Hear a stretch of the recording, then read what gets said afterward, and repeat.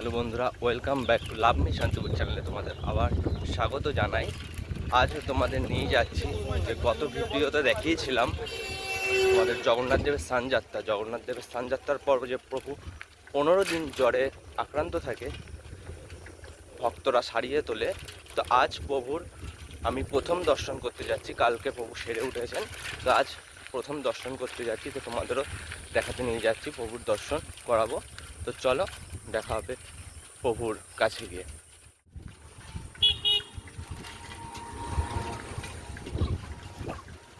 প্রায় চলেই এসেছি প্রভুর মন্দিরের সামনে, ওই যে প্যান্ডেল দেখতে পাচ্ছ। তো চলো, দেখতে পাচ্ছ প্রভুর দর্শনে চলে এসেছি। প্রভুর আজকে প্রথম দর্শন করাচ্ছি তোমাদেরকে। প্রভু কাল সেরে উঠেছেন, আজ দর্শন করাচ্ছি তোমাদের।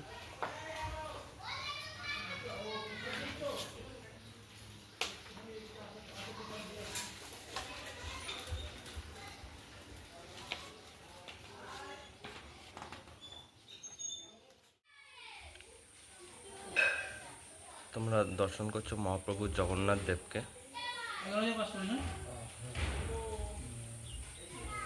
প্রথম দর্শন করছো আজ।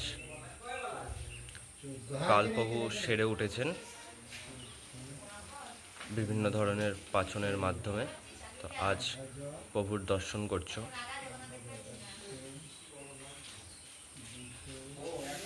প্রভু যে সেরে উঠেছেন, 15 দিন ধরে যে ঘরে প্রভু ছিলেন সেই ঘরটি হচ্ছে পাশের ঘর, আপনাদের দেখাচ্ছি। এই ঘরটি হচ্ছে এই যে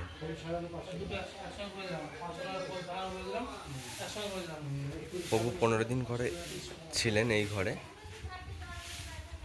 তারপরেই প্রভু সেরে উঠে প্রভুর যে মূল স্থান, সেই স্থানে প্রভু এখন বিরাজমান।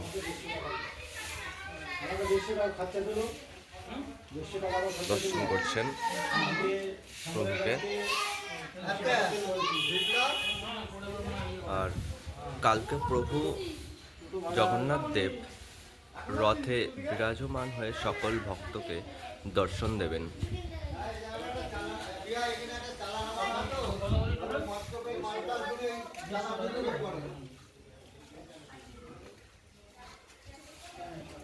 কালকে প্রভু সকল ভক্তদের জন্য দর্শন দেবেন। তিনি নেমে আসবেন তার ভক্তদের সাথে দেখা করার জন্য, দর্শন দেওয়ার জন্য রথে বিরাজমান হবেন কালকে প্রভু।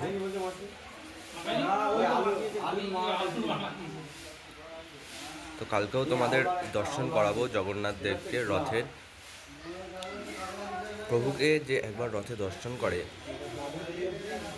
তার আর পুনর্জন্ম হয় না।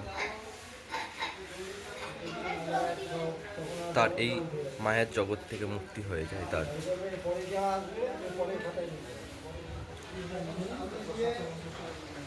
তো কাল দেখা হচ্ছে, দর্শন হচ্ছে জগন্নাথ দেবের রথে।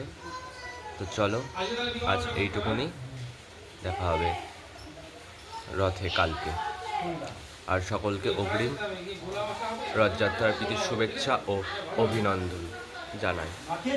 বন্ধুরা, ভিডিওটি যদি ভালো লাগে অবশ্যই লাইক, শেয়ার, কমেন্ট করে দেবে। আর কালকে প্রভু জগন্নাথ দেবের রথযাত্রা আছে। 15 দিন পর প্রভুর দর্শন করালাম, আর 15 দিন পর প্রভু সেরে উঠে সকল ভক্তদের দর্শন দিয়ে প্রভু মাসির বাড়ি যান। তো সেই দৃশ্য কালকে তোমাদেরকে দর্শন করাবো রথের মাধ্যমে। প্রভু রথের মধ্যে অধিষ্ঠিত হয়ে প্রভু জগন্নাথ দেব মাসির বাড়ি যাবেন। তো সকল ভক্তরা তা দর্শন করবেন।